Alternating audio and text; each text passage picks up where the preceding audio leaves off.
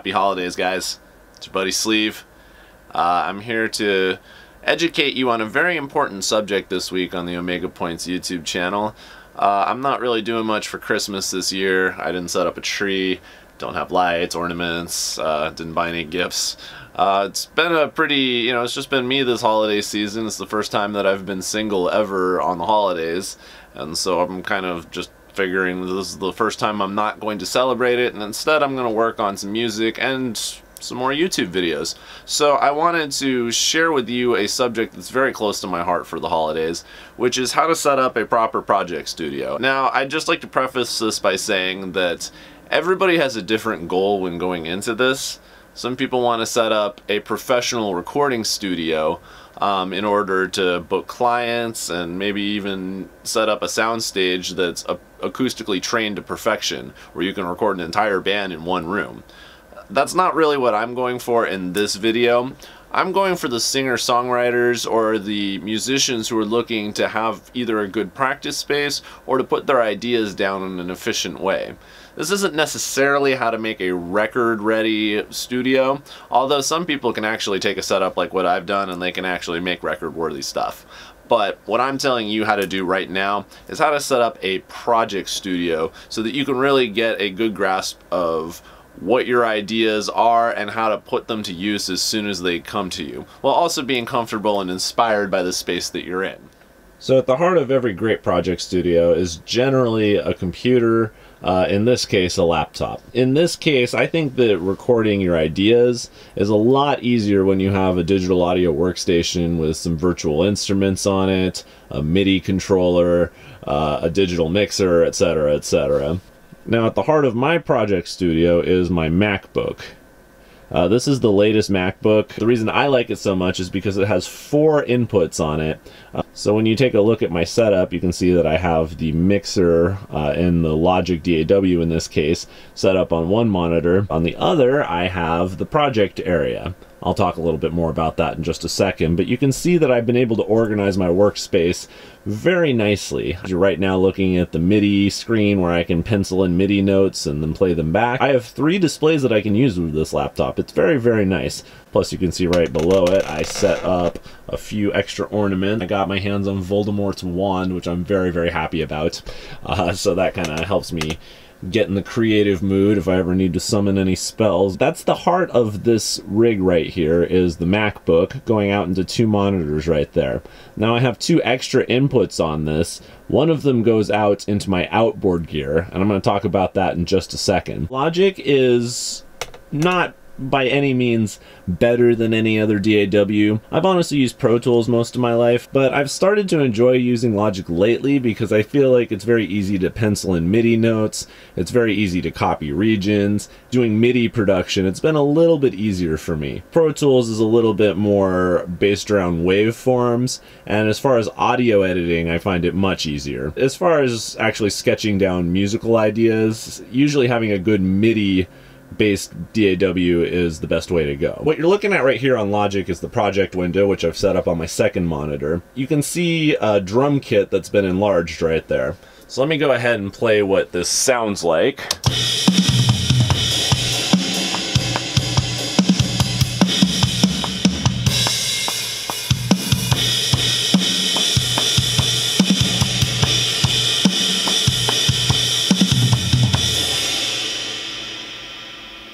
Very nice.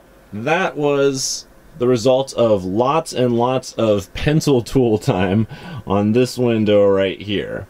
That's literally how I write most of my music. So if you click on any given spot, let's say I click right there, you can see all the notes that populate are the notes from that section.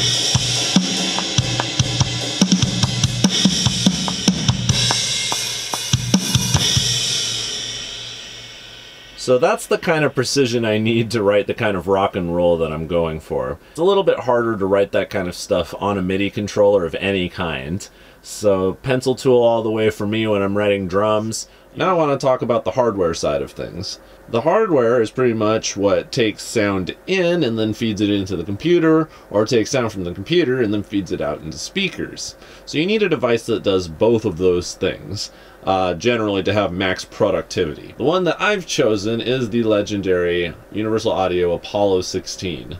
The Apollo 16 is great for lots and lots of reasons. My favorite thing about it is the fact that it has 16 inputs and outputs on it. That is incredibly hard to find on a device like this. I have it connected to a 16 input, 16 output mixer, which by the way is also pretty hard to find. This thing not only has the right amount of inputs and outputs on it, so you can connect 16 independent microphones into this if you wanted to, or have 16 independent channels coming out of it, but you also have the ability to set up all of these channels in a virtual mixer setting. Now what you're looking at right here is the Apollo 16's digital console. On each channel strip, you can actually assign various EQs, preamps, compressors, etc., from top manufacturers like SSL, Manley, and obviously all of Universal Audio's greatest hits like the LA610. Usually when you hear that sounds are being emulated through a processor, you know, you're not super impressed by that. You think that you're going to sacrifice quality and that it's not going to be the same thing as actually owning those pieces. You are going to save thousands upon thousands upon thousands of dollars using these and getting a sound which is almost indistinguishable. They have gone above and beyond to emulate the best of the best of the best, and I have been super impressed with the ways I've been able to set up all of my sound design just through emulated gear pieces that Universal Audio imported into their console.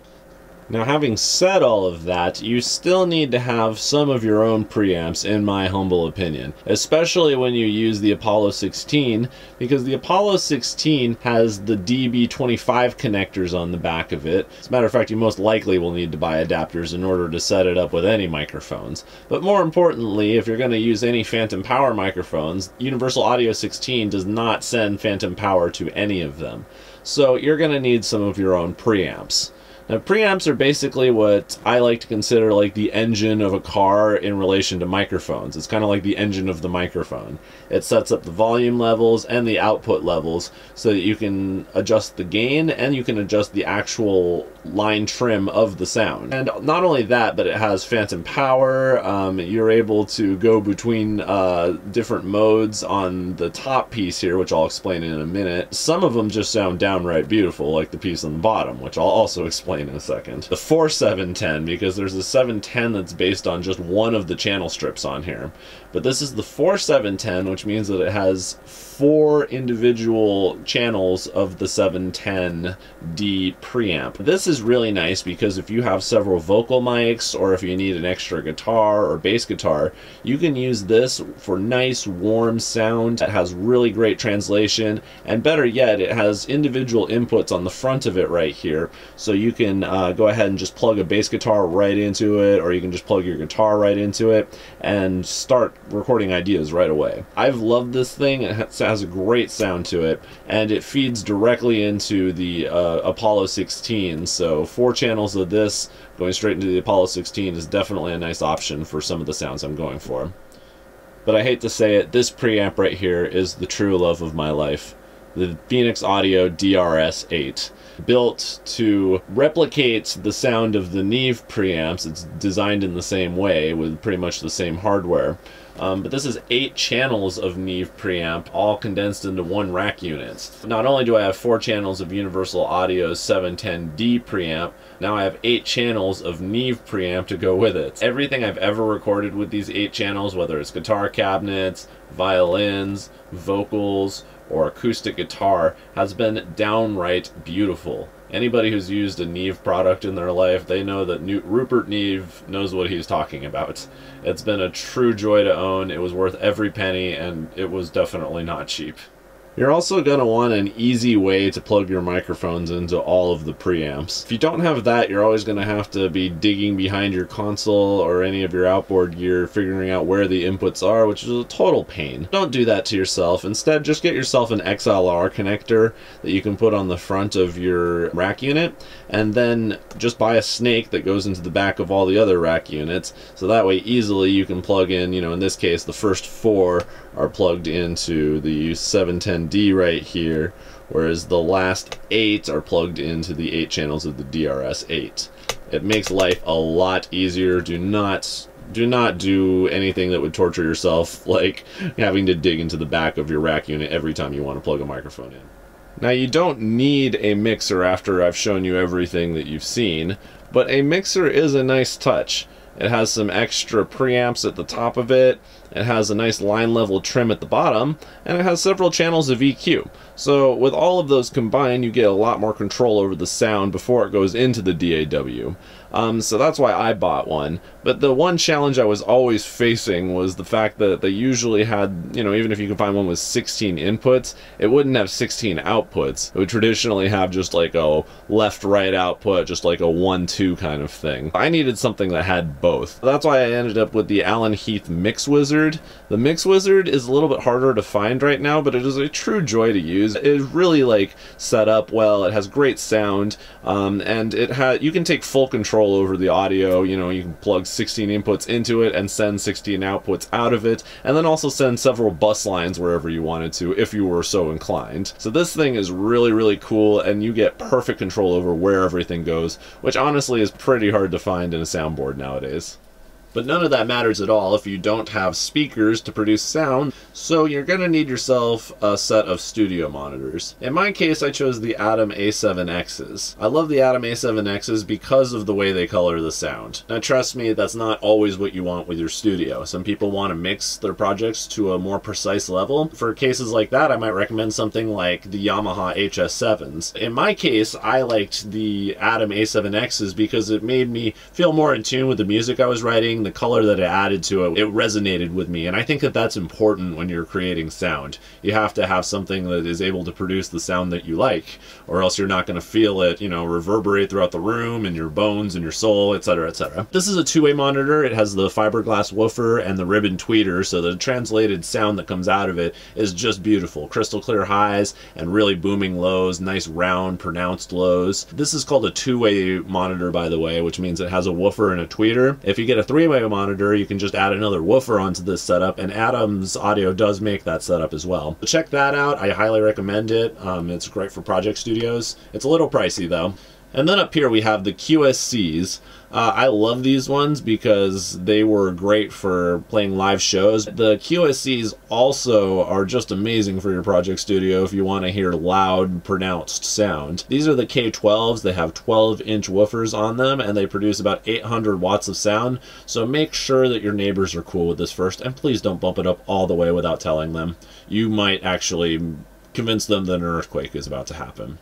More specifically, when you have one of these. This is the K18 subwoofer, and this thing produces a lot of noise. Because back in the day, I did a little bit of DJing. These speakers all help from the QSC collection, all really helped me get my volume across. It was the best setup in the world back then, and I love it in here now, but let me tell you, I do not need all of this for the sound that I'm designing. It would just bug the neighbors if I cranked this up to the levels that I wanted to every day. I'm glad I have them, and I'm glad that the subwoofer is still on my side, but trust me kids, you don't need this in your collection. This is just overkill to have the QSCs in your collection. I just got it anyways because I already had it in my collection and I decided to incorporate it. You would probably be better off if you just stuck to the Atom's A7Xs or something comparable, trust me. Now, one thing that's going to make your life a whole lot easier when writing music is having a proper MIDI controller. That's why I ended up getting the Complete Control MIDI controller from Native Instruments. Now, it's very pretty, yes, it's a gorgeous keyboard, and it just looks great in the studio. But the reason why I particularly like it is because Native Instruments has one of the most impressive sound libraries that I've ever heard. And with the complete control, with just a few clicks of a button, you can summon any sound in the library, as well as take complete control of all the buttons in Logic that are generally useful, like stop, play, etc., etc. So this one has a few aesthetics I really like. You press down on it and then it lights up. So when you're playing, you actually feel like you're getting a lot of cool stuff done.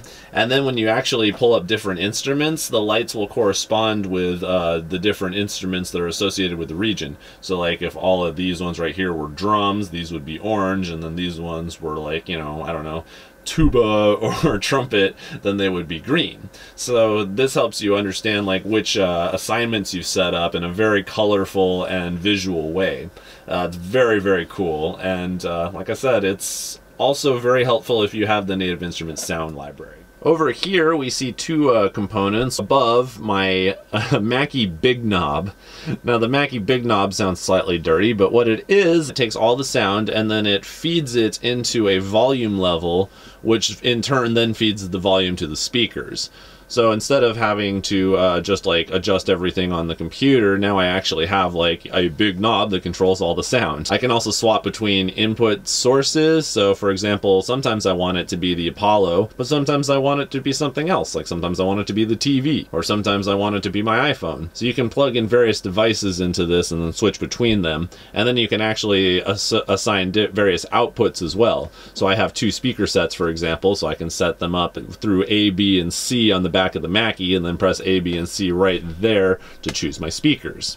But you can see here, this really helps you set up all the volume that you need and all the different inputs, outputs in a just cool, compact way that's easy to navigate. And then below it is my machine. Now, I haven't gotten a lot of use out of the machine yet because I can't deny I don't really know how to use machine yet. I've had it for a little bit less than a year. I looked at tutorials online on how to use it. None of them seem to really quite nail on the head how this thing functions. If anybody's out there who lives in the Los Angeles area and wants to teach me how to use a machine, I would love that, because honestly, I'm pulling my hair out by this point.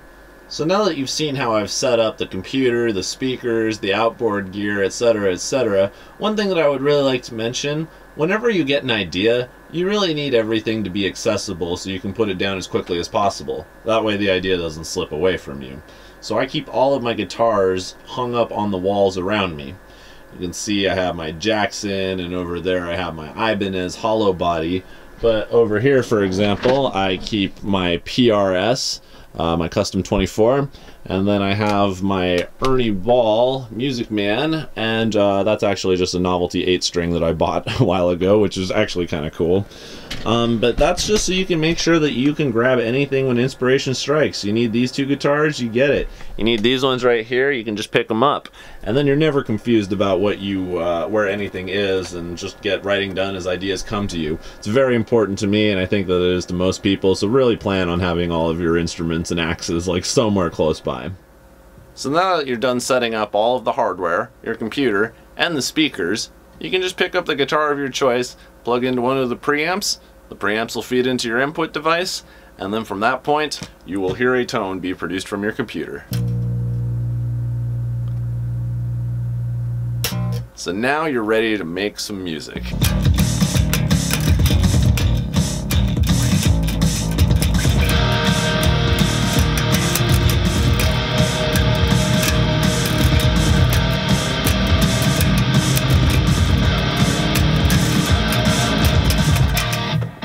Everything that you just heard was all done on Logic. I just plugged a guitar in and recorded the main riff. I penciled in some drums, and then you just heard me lay down some bass for that track. But it's really as easy as that. Penciling in some drums, and then I'll show you the guitar rig in just a second, but then laying some bass on top of it and starting to get a good melody and a good beat going, and then hopefully you can have a few lyrical ideas that you might have in mind. But I always start with a drum riff and a bass guitar riff because that just helps me lay down the bones for whatever track I have. And if those two things start working, if I'm nodding my head to those two elements, then I know it's probably a good song, because that's basically what makes up most rock and roll. You know, the electric guitar is a little bit more free-formed, it's a little bit more like vocals, so I usually like to put that down on top of the preciseness of the bass and the drums. From that point on, it's just about taking what's in your head and making it a reality. Honestly, what you put down in your Project Studio isn't always what you're going to sell, but I'll tell you this, it's gonna lead you to what you want to ultimately have down.